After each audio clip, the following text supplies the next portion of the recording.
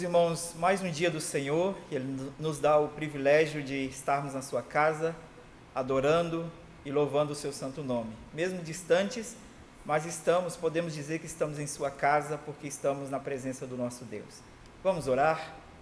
Senhor nosso Deus, Deus sobre todas as coisas, soberano Senhor de nossas vidas, nós nos aproximamos de Ti, Senhor, neste momento, contritos, confessando diante do Senhor os nossos pecados e suplicando do Senhor a sua misericórdia, Pai.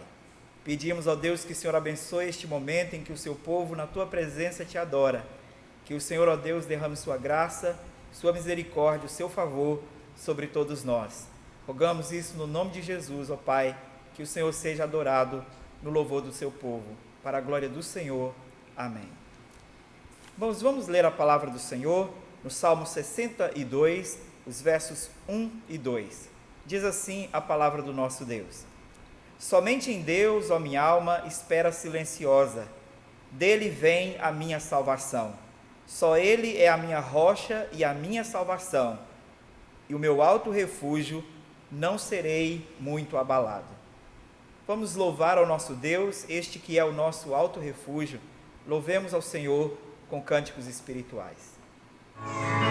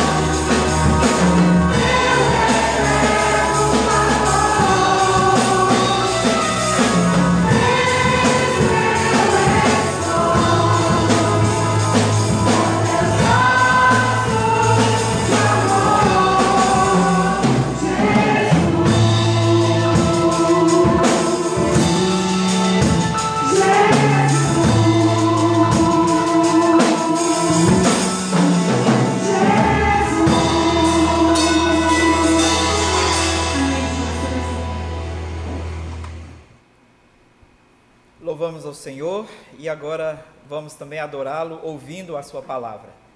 Texto de hoje em Provérbios capítulo 6, do verso 6 ao verso 11. Leiamos a palavra do Senhor que assim diz: Vai ter com a formiga, ó preguiçoso, considera os seus caminhos e sê sábio. Não tendo ela chefe, nem oficial, nem comandante, no estio prepara o seu pão, na cega ajunta o seu mantimento. Ó preguiçoso, até quando ficarás deitado? Quando te levantarás do teu sono? Um pouco para dormir, um pouco para tosquenejar, um pouco para encruzar os braços em repouso. Assim sobrevirá a tua pobreza como um ladrão, e a tua necessidade como um homem armado. O Senhor nos abençoe com a sua palavra. Senhor nosso Deus, rogamos tua bênção e a iluminação do teu Santo Espírito, a graça do Senhor para a obediência, para que ao ouvirmos a tua palavra, nós possamos obedecê-la segundo é a sua vontade, ó Pai. Assim rogamos no nome de Jesus. Amém e amém. Irmãos, na minha infância, eu li muito um gibizinho de um personagem chamado Mafalda. Esse personagem tinha também um amigo muito preguiçoso chamado Felipe. E o Felipe um dia disse a seguinte frase: a preguiça é a mãe de todos os vícios, mas uma mãe é uma mãe e é preciso respeitá-la. Pronto. Bem, muitas vezes nós temos posturas semelhantes à deste personagem em relação a alguns pecados do nosso coração. Há certos pecados que nós respeitamos, há certos pecados que nós tratamos de modo diferente. E aqui nós precisamos lembrar que a razão por que Salomão interpõe o ensino sobre a imoralidade, ele para de ensinar sobre a imoralidade, para ensinar contra o servir de fiador, contra a preguiça e contra a maldade, e depois ele volta ao assunto da imoralidade, exatamente porque ele queria mostrar que esses pecados eram tão graves quanto a imoralidade, como nós vimos no sermão anterior. Nós precisamos lembrar o seguinte a respeito do livro de Provérbios. O livro de Provérbios não é um manual de bons conselhos morais que pode ser seguido por qualquer pessoa. Há necessidade da graça do Espírito para que esses conselhos façam sentido para quem os abraça. Este livro está repleto de aplicações práticas da lei moral de Deus para o seu povo, para o povo redimido. E especialmente essa primeira parte do livro, que é composta de instruções do rei ao seu filho, para que ele aprendesse a lei do Senhor. O objetivo do rei, o objetivo do escritor, do autor, é que o seu filho aprendesse a instrução, a sabedoria e o temor do Senhor. Coisas que nós, os servos de Deus, os filhos de Deus, devemos tratar com muito zelo. O livro de Provérbios mostra como a redenção afeta cada área de nossa vida, cada área da vida do povo de Deus. Paulo, em Colossenses, no capítulo 1, no verso 13 ao 14, nos fala sobre a nossa libertação. E ali ele diz as seguintes palavras: Ele nos libertou do império das trevas e nos transportou para o reino do Filho do seu amor, no qual temos a redenção, a remissão dos pecados. Este texto mostra que Cristo morreu por nós para que nós fôssemos redimidos de nossos pecados. Veja que Paulo fala dos pecados no plural. Isso indica que Cristo morreu na cruz por todos os nossos pecados, inclusive o pecado da preguiça. O livro de Provérbios indica para nós a preocupação que o nosso Deus Santo tem de tratar cada um dos pecados de nosso coração. Por isso ele vai tratar de pecados que inclusive nós não achamos que são tão graves assim, como a preguiça, como a indolência. A preocupação das Escrituras com a preguiça é para nos mostrar que que Deus abomina todos os pecados e que Cristo morreu por cada um deles em favor dos seus filhos, em favor dos seus eleitos. Cristo morreu pela nossa preguiça. Ele é o único meio, o único modo pelo qual nós podemos nos livrar de todos os nossos pecados. E nesses versos de Provérbios que nós acabamos de ler, nós podemos então aprender que somente Cristo pode nos redimir de toda preguiça e de toda indolência física e espiritual e de nos livrar das suas terríveis consequências eternas. É bom relembrar isso. Somente Cristo pode nos redimir de toda preguiça e indolência física e espiritual e de nos livrar de suas terríveis consequências eternas. No texto que nós acabamos de ler, o pai escolhe 2 caminhos para corrigir a preguiça do seu filho. O primeiro, o caminho da instrução, e em segundo lugar, o caminho da repreensão.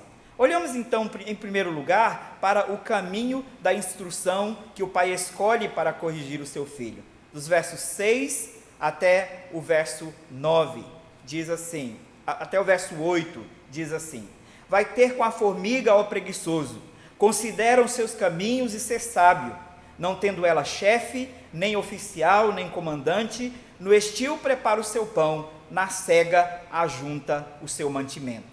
O pai conduz o filho a uma escola, para que ele aprenda a lição, para que ele vença a preguiça pela instrução. E a escola para a qual o pai conduz o seu filho é a escola da natureza. O pai escolhe a escola da natureza para ensinar-lhe como vencer a preguiça. Aqui nós precisamos considerar uma coisa. A natureza revela-nos muita coisa da própria natureza de Deus e de sua vontade. Mas somente as Escrituras podem de fato guiar o nosso coração à obediência. O que o pai faz aqui é usar a revelação natural como um auxílio didático para ensinar o filho que já conhece as Escrituras a obedecer às verdades da palavra de Deus. E ele chama o filho e diz: vai ter com a formiga, ó preguiçoso, vai ter com a formiga e considera os seus caminhos e ser sábio. O pai envia o seu filho com 3 recomendações. Primeiro, observe o trabalho da formiga. Vai ter com a formiga, ó preguiçoso, observe como ela trabalha, veja como a formiga trabalha. Ela que não tem um superior, ela que não tem a obrigação de trabalhar, ela não é forçada ao trabalho, no entanto ela trabalha, ela faz tudo aquilo que Deus a designou para fazer, ela trabalha conforme a sua natureza, conforme aquilo que Deus determinou para ela. É certo que as formigas têm uma composição muito elaborada, a biologia comprova isso. Elas têm uma rainha, elas têm equipes, elas têm uma organização de trabalho, mas o que o autor quer mostrar aqui é que elas fazem isto instintivamente, sem precisar de orientação, sem precisar de instrução, sem precisar de ordens, elas fazem o trabalho delas. E então a primeira coisa que o pai faz é orienta o filho a observar o trabalho das formigas, que é tão organizado, mesmo que seja feito instintivamente, é tão organizado e sempre constante. E ele diz que elas, mesmo sem uma orientação precisa do que elas devem fazer, elas trabalham na temporada de estio, preparam, guardam o seu alimento, para que quando vier o período do inverno, elas tenham com que sobreviver. Primeira coisa, observe o trabalho da formiga. A segunda coisa, considere os seus caminhos, ou seja, avalie o modo como a formiga trabalha, avalie o modo como a formiga opera. Ela trabalha incansavelmente, ela trabalha com coragem, e ela carrega mais do que o peso do seu próprio corpo 20 vezes. É claro que a estrutura dela foi criada para isso, mas ela trabalha sem preguiça, ela trabalha no tempo determinado.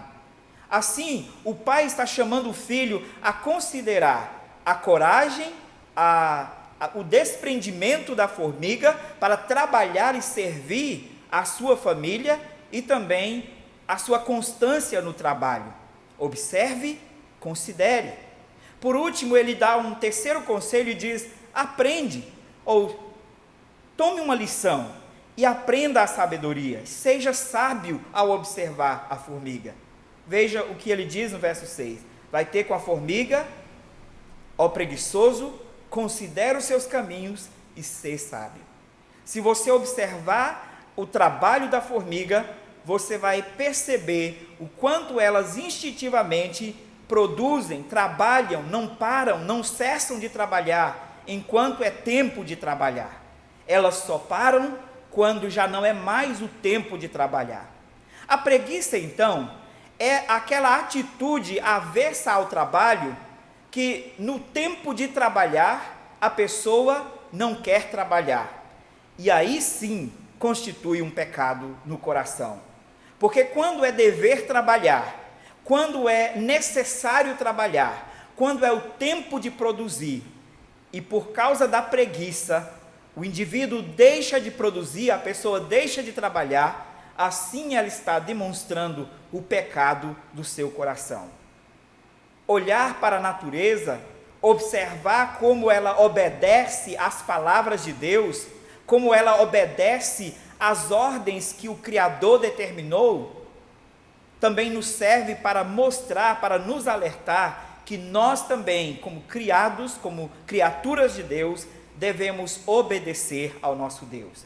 Ainda mais como povo redimido, temos o dever de observar a sua lei e de guardar os seus ensinos com gratidão, com alegria, com zelo e diligência, porque fomos chamados para a glória de Deus. Quero citar um texto de um comentarista que mostra como que, por causa da degeneração do homem, ele vai ser levado a aprender com um simples inseto.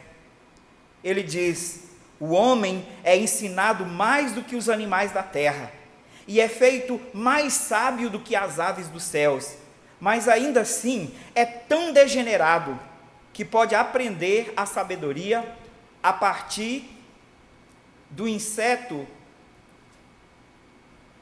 a partir dos insetos mais inferiores e ser envergonhados por ele.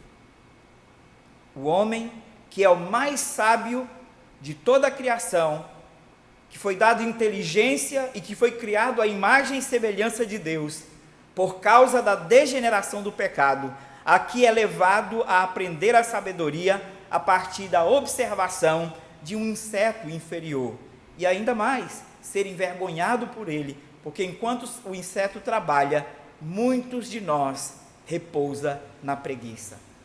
O que o autor procura aqui então é alertar o seu filho para os perigos da preguiça. A preguiça, a indolência, pode trazer prejuízos grandiosos para a alma, para a família. E assim ele então vai para o segundo caminho. E no segundo caminho, o caminho da repreensão, ele insta o filho a que abandone a preguiça, que abandone as desculpas e alerta o filho para os perigos da indolência, os perigos da preguiça. Isso nós vimos nos versos 9 a 11, quando ele diz: ó preguiçoso, até quando ficarás deitado? Quando te levantarás do teu sono? Um pouco para dormir, um pouco para tosquenejar, um pouco para encruzar os braços em repouso, assim sobrevirá a tua pobreza como um ladrão, e a tua necessidade como um homem armado. O autor então vai repreender, ele vai fazer 3 repreensões ao seu filho.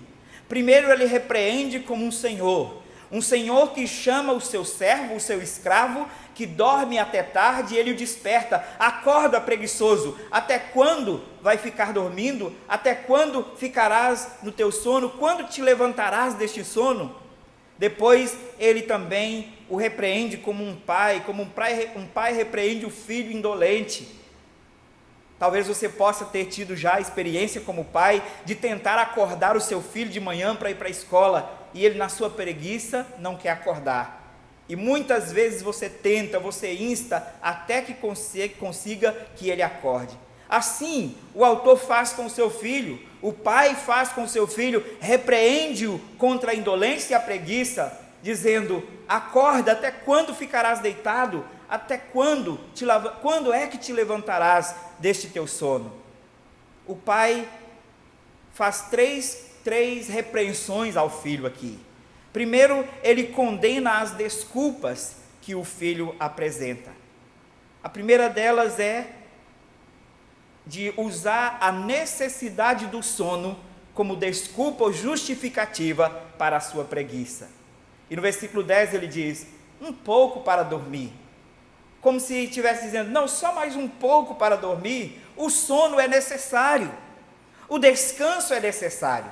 E de fato sim, o sono é uma das maiores bênçãos que Deus nos deu. E Ele nos deu 1/3 do nosso dia para que nós possamos gastar com este descanso, com o sono.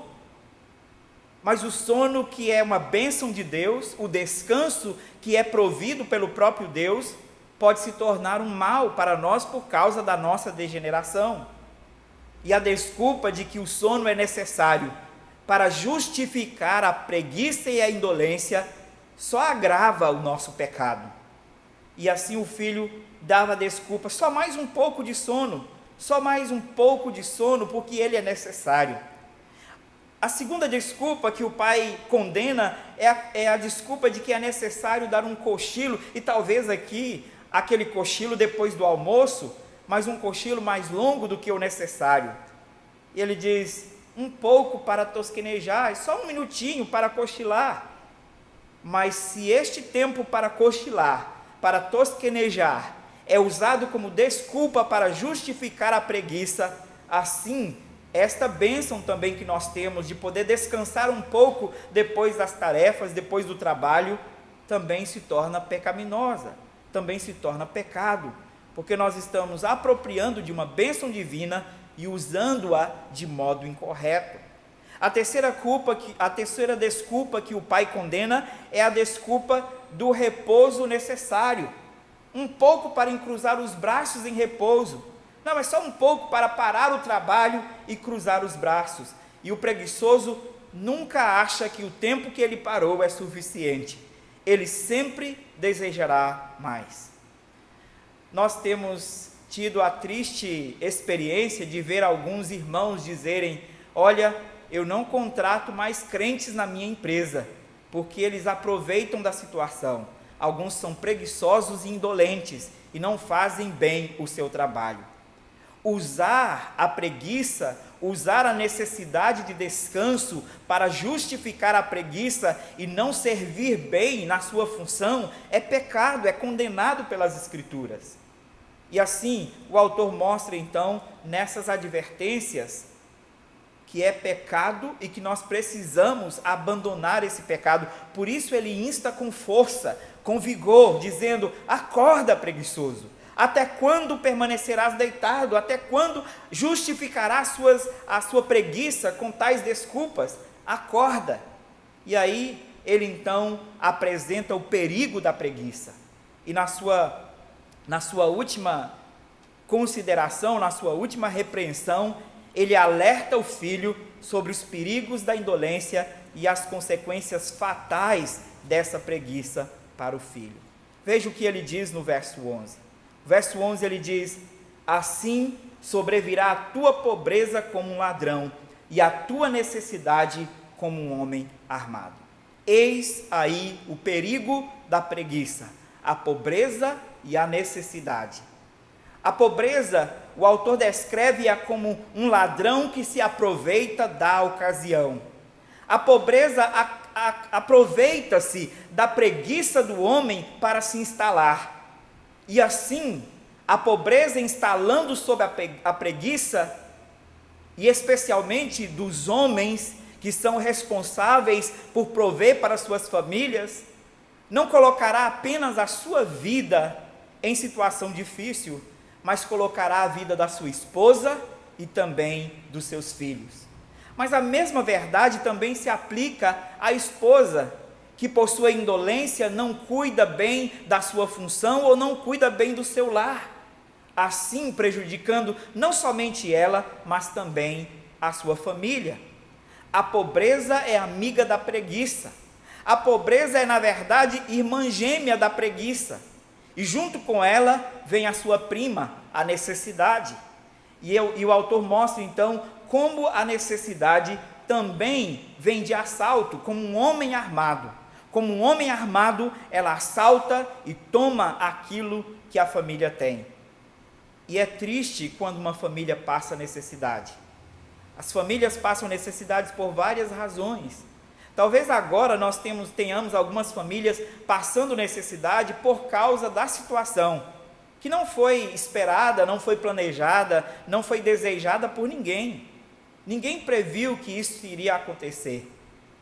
Mas quando a pobreza e a necessidade são resultados da preguiça, aí sim é um grande problema. Aí sim o pecado está escancarado diante da pessoa e da família. E então nós temos uma exortação. E a exortação é para aqueles que são preguiçosos quanto ao trabalho e o dever, nos seus deveres do chamado particular como homens, ou de seu chamado geral como cristãos. O alerta é esse: até quando? Até quando desperdiçarás o seu tempo com a preguiça? Quando começarás a trabalhar para suprir melhor a sua família? Quando serás um marido melhor? Ou quando decidirás ser uma esposa melhor, mais dedicada à sua família? Até quando amarás a tranquilidade sem aprender a negar a si mesmo e a sofrer as consequências e as dores características do trabalho por causa da maldição do pecado? Lembremos, o trabalho é uma bênção, mas Deus o amaldiçoou por causa do nosso pecado. Por isso, há consequências sobre o nosso trabalho, mas o trabalho é uma bênção. E nós precisamos então, mais uma vez, perguntar: quando é que nós vamos nos levantar e fazer aquilo que é o nosso dever? Com coragem, com zelo, com dedicação, demonstrando que nós somos de fato transformados pelo Evangelho para a glória de Deus. Além do perigo da preguiça, nós precisamos analisar também aquele comodismo preguiçoso com a situação na qual nós vivemos. E talvez nós tenhamos a mesma atitude do Filipe que eu citei no início do personagem, o amigo do personagem Mafalda. Bem, a preguiça é a mãe de todos os vícios, mas mãe é mãe e precisa ser respeitada. Talvez nós não digamos com essas palavras, mas nós nos apoiamos num certo conformismo, e porque as necessidades da nossa família estão sendo supridas o suficiente, nós nunca desejamos melhor para a nossa família. E assim, a nossa família talvez vai passando de ano em ano, sob condições precárias, vivendo com o mínimo, quando nós poderíamos ganhar um pouco mais. O conformismo preguiçoso é também pecado e condenado pelas Escrituras, porque o homem deve prover para a sua família e deve zelar para que a sua família viva cada vez melhor, tendo com que sobreviver. A preguiça, mesmo num nível moderado, mas que impede o progresso pessoal e o progresso da família, é pecado. O pastor Richard Baxter, falando sobre isto, disse as seguintes palavras: se Deus mostrar-lhe um meio pelo qual você possa legalmente ganhar mais dinheiro do que por outro meio, sem prejuízo à sua alma ou a qualquer outra, se você o recusa e escolhe o meio menos lucrativo, talvez por ser o meio menos trabalhoso, você cruza uma das fronteiras do seu chamado e recusa-se a ser o mordomo de Deus, assim como Deus te chamou para ser. Por isso, se você tem a oportunidade de ganhar mais, trabalhando melhor, para suprir a sua família, mas por preguiça você não faz essas adaptações, por preguiça você não estuda mais, você não se qualifica, você não busca melhorar, você está pecando, você não está sendo um bom mordomo de Deus. A preguiça e o conformismo preguiçoso também são condenados. E nós precisamos então olhar para as palavras do sábio aqui em Provérbios e aplicá-las para as nossas vidas. Este texto é um alerta sobre os perigos da preguiça, mas não somente um alerta sobre esses perigos, ele também nos mostra a necessidade de vencê-la. E nós devemos considerar as implicações físicas e espirituais da preguiça sobre nossas vidas. Em primeiro lugar, as implicações físicas. Quais são? O próprio texto nos mostra. A primeira implicação física natural da preguiça é o empobrecimento e colocar as nossas famílias e a nós mesmos em necessidade. Também outra consequência da pobreza, da preguiça, é o comodismo ou a falta de progresso profissional, a falta de expectativa de melhorar, de crescer profissionalmente, de ampliar as possibilidades de ganho para melhorar a qualidade de vida da sua família. Isso também é pecado. Mas há implicações espirituais e nós devemos considerá-las também. O empobrecimento da alma é risco para a nossa fé. Quando nós, por preguiça, negligenciamos os trabalhos, os serviços que Deus nos ordena, os trabalhos, os serviços espirituais. Os exercícios espirituais são necessários para o nosso crescimento. A preguiça de fazer, de realizar diariamente os nossos serviços espirituais, os nossos exercícios espirituais, são um risco para a nossa vida, são um risco para a nossa alma, para a nossa fé, porque ela empobrece o nosso coração. A preguiça, a indolência, sejam físicas ou espirituais, significam que nós não estamos vivendo de acordo com o Evangelho, porque preguiça e indolência são pecados. E se nós não estamos buscando pelos meios de graça que Deus nos deu para lidar com o pecado, confiando na graça de Cristo e no poder do Espírito Santo para vencer esses pecados, nós não estamos vivendo de modo digno do Evangelho de Cristo, não estamos vivendo de modo digno da vocação a que nós fomos chamados. E a razão por que nós vivemos, talvez conhecendo a verdade das Escrituras, mas vivendo distante dessa verdade, é porque nós não compreendemos o seu ensino, ou não ainda crescemos na graça do Senhor como deveríamos ter crescido. O pecado da preguiça e da indolência é fruto da corrupção do pecado, e por isso deve ser tratado com a maior sinceridade, com a maior honestidade e zelo possíveis.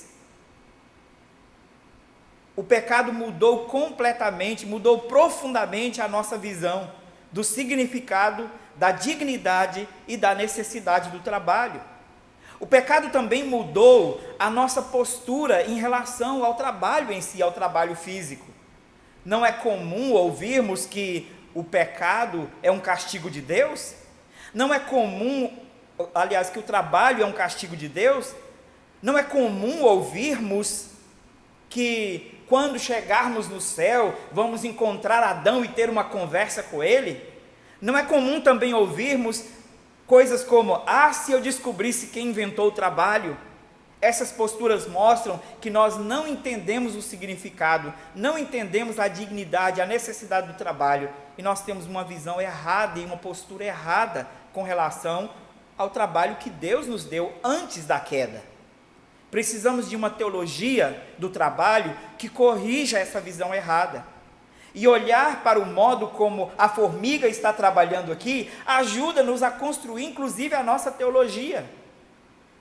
Talvez o autor tenha pegado como exemplo um inseto tão insignificante para mostrar como aquele inseto insignificante está cumprindo a vontade e o propósito de Deus, fazendo aquilo para o qual ele foi designado. A formiga simplesmente está agindo de acordo com a sua natureza e com seu propósito. Um homem preguiçoso, uma mulher preguiçosa, não estão agindo de acordo com a sua natureza e com o seu propósito. Nós fomos criados segundo a imagem e a semelhança de Deus. E nós fomos criados para a glória e a obediência a Deus. A glória de Deus e a obediência a Deus.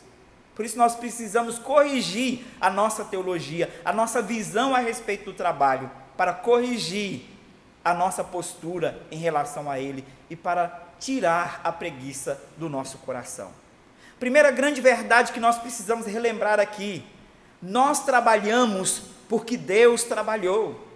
Essa é e deve ser a maior de todas as verdades a respeito do trabalho. Nós trabalhamos porque Deus trabalhou. O nosso Deus trabalhou, a obra da criação é obra da sua ação, do seu trabalho. A preservação, ou seja, a criação continua existindo, continua em ordem, porque Deus continua trabalhando na preservação.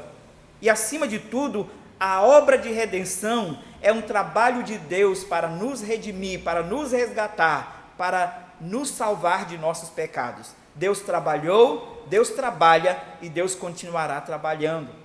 João no capítulo 5, versículo 17, o Senhor Jesus fala sobre o seu trabalho com as seguintes palavras: meu Pai trabalha até agora e eu também trabalho. Jesus Cristo é Deus e Ele está dizendo, eu trabalho. Jesus, como Deus, afirma que Ele trabalha, e Ele afirma que o seu Pai trabalhou e trabalha até agora.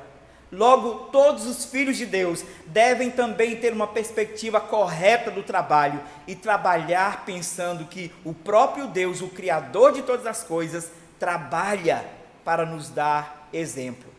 Mas além disso, além de nós trabalharmos porque Deus trabalha, nós trabalhamos porque Deus ordenou o trabalho.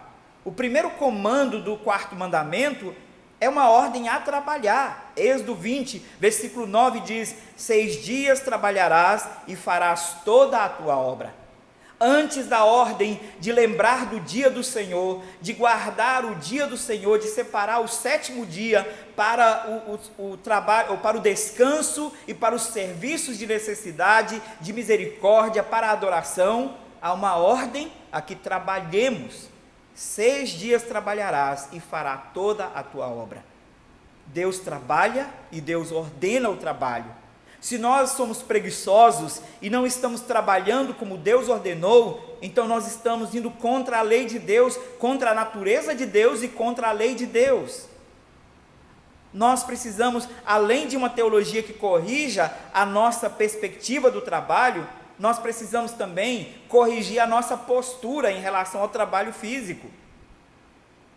Nós não somente trabalhamos porque Deus trabalhou, nós não somente trabalhamos porque Deus ordenou o trabalho, mas nós devemos trabalhar de modo santo.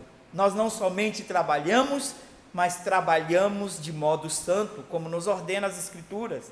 Efésios 4, 28, Paulo diz: aquele que furtava, não furte mais, antes trabalhe fazendo com as suas próprias mãos o que é bom, para que tenha com que acudir ao necessitado. Paulo está falando de santificação neste capítulo, de como a obra de Cristo implica em mudanças radicais nas nossas posturas. E aqui Paulo mostra o trabalho como resultado da nossa santificação. Aquele que furtava, não furte mais, antes trabalhe com as suas próprias mãos para ter com que se sustentar e também para acudir ao necessitado. O trabalho aqui é descrito por Paulo como uma bênção para nós, mas também como uma motivação para que sirvamos ao próximo, porque o que nós ganhamos como resultado do nosso trabalho não deve ser somente para nós, mas também para o nosso próximo. Mas mais do que uma teologia correta do trabalho, nós precisamos da graça do Redentor para vencer a nossa preguiça. Precisamos lembrar, como eu já disse, Cristo morreu por todos os nossos pecados. Logo, Cristo também morreu por nossa preguiça. Colossenses 1, versículos 13 e 14, relembrando as palavras de Paulo, ele diz: ele nos libertou do império das trevas e nos transportou para o reino do Filho do seu amor, no qual temos a redenção, a remissão dos pecados. Deus nos deu, em primeiro lugar, o seu Filho para morrer por nós, para que nós tivéssemos a redenção de todos os pecados, inclusive do pecado da preguiça e da indolência. Segundo, Ele nos libertou do império das trevas, e isso implica libertação da indolência, da preguiça, características da escravidão do pecado. Terceiro, Ele nos transportou para o reino do Filho do seu amor, e o Filho do amor de Deus trabalhou penosamente para que os nossos pecados fossem vencidos. Isaías 53, versículo 11. O profeta diz as seguintes palavras a respeito do nosso Redentor: ele verá o fruto do penoso trabalho de sua alma e ficará satisfeito. O meu servo o justo, com o seu conhecimento, justificará a muitos, porque as iniquidades deles levará sobre si. O trabalho penoso da sua alma. O autor descreve o trabalho de Cristo, a obra de Cristo na cruz em nosso favor, como um trabalho penoso, e de fato é. Não há nenhum trabalho que seja tão penoso como a obra de Cristo na cruz por nós. Não há nenhum trabalho que seja tão penoso quanto o trabalho de Cristo pela nossa redenção. E é pecaminoso desprezarmos a obra de Cristo quando Ele morreu na cruz para vencer os nossos pecados e para nos conduzir à santidade. É pecaminoso ainda acolhermos em nosso coração com indiferença, com desprezo, a preguiça, desprezo da palavra de Deus e desprezo da obra de Cristo na cruz em nosso favor.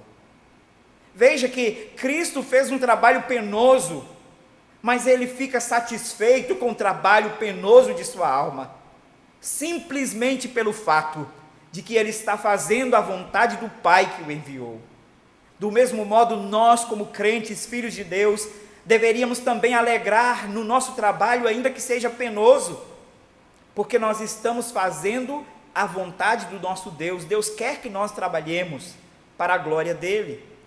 Além disso, nós vimos claramente no texto que Ele levou sobre si as nossas iniquidades.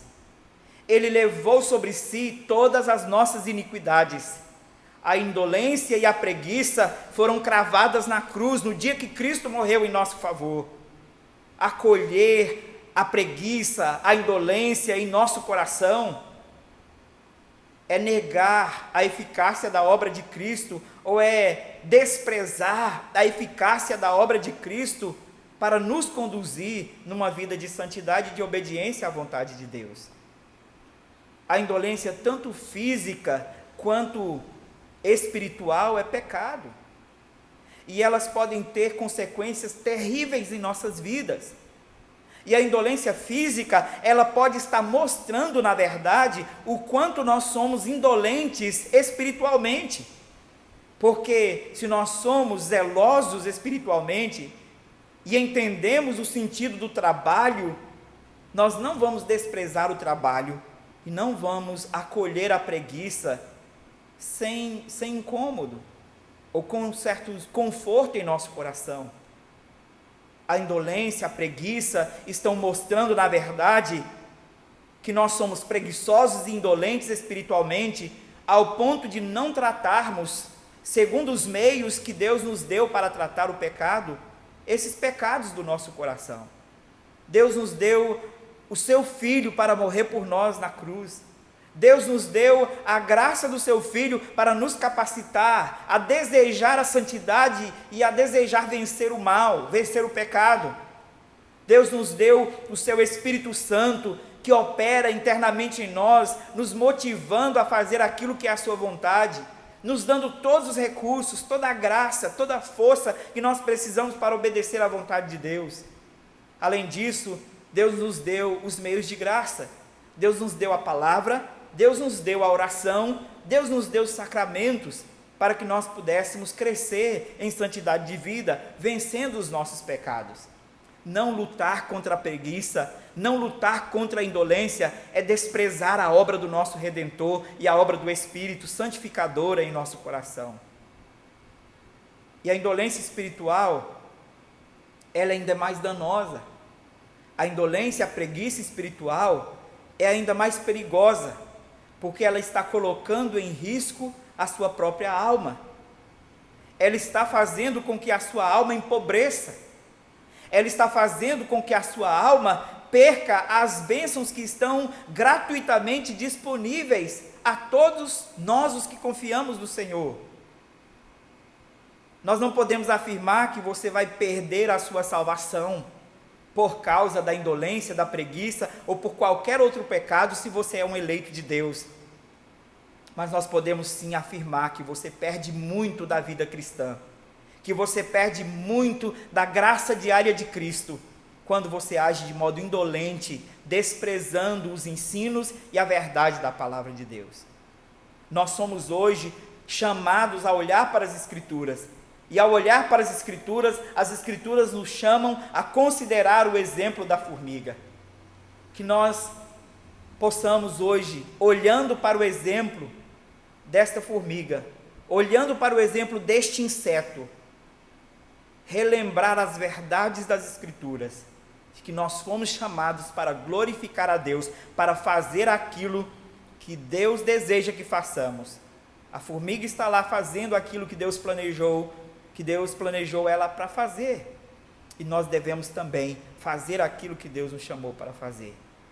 Nós temos a graça, nós temos Cristo Jesus, nós temos o Espírito Santo, nós temos tudo o que nós precisamos para vencer o pecado do nosso coração. Não podemos jamais esquecer, amados irmãos, que é somente Cristo que pode nos ajudar a vencer os nossos pecados, inclusive os pecados da preguiça e da indolência, seja física, seja espiritual. Só Ele pode nos livrar deste pecado, e mais, somente Ele pode nos livrar das terríveis consequências eternas dos nossos pecados. Somente Ele pode nos livrar das consequências da nossa preguiça, da nossa indolência.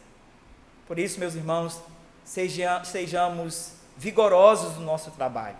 Trabalhemos, dediquemo-nos incansavelmente, fazendo aquilo que Deus nos ordenou, tanto para o sustento da nossa família, quanto o nosso serviço espiritual, o nosso chamado para servir ao outro, para servir a Deus na igreja. Façamos com zelo, façamos corretamente, glorifiquemos ao Deus que nos salvou. Assim, nós estamos dando toda a honra a Ele e reconhecendo a grandeza da obra do nosso Redentor em nosso favor. Lembre-se, Cristo morreu pelos nossos pecados, Cristo morreu pela nossa preguiça. Não deixemos que a preguiça tome conta de nosso coração e cause prejuízos à nossa família e cause prejuízos à nossa vida cristã. Que Deus nos abençoe, que a graça dele seja derramada sobre nossos corações, para que nós possamos vencer os nossos pecados. Vamos orar?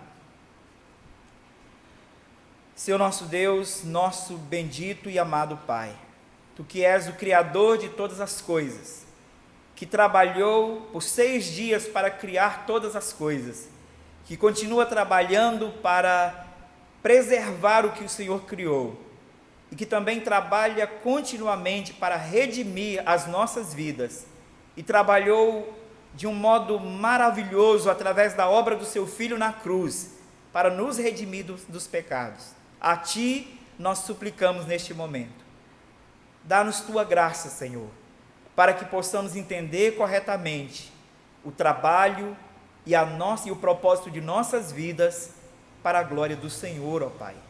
Ajuda-nos, Senhor, a vencer o pecado em nosso coração e guia-nos à obediência como filhos obedientes, como filhos que amam ao nosso Pai Celestial.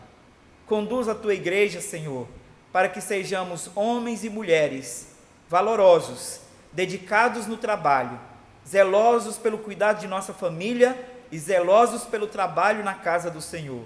E assim, ó Pai, todos nós possamos honrar e glorificar o Senhor com uma vida santa, tendo todos nós vencido a preguiça, lembrando que Cristo morreu na cruz por todos os nossos pecados.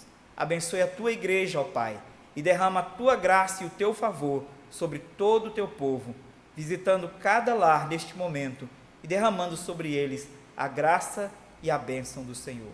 No nome de Jesus que nós oramos. Amém. Receba a bênção do Senhor. Que a graça do nosso Senhor e Salvador Jesus Cristo, o amor de Deus, o nosso Pai, a comunhão e as ternas consolações do Espírito Santo sejam sobre todos vós desde agora e para todo o sempre. Amém.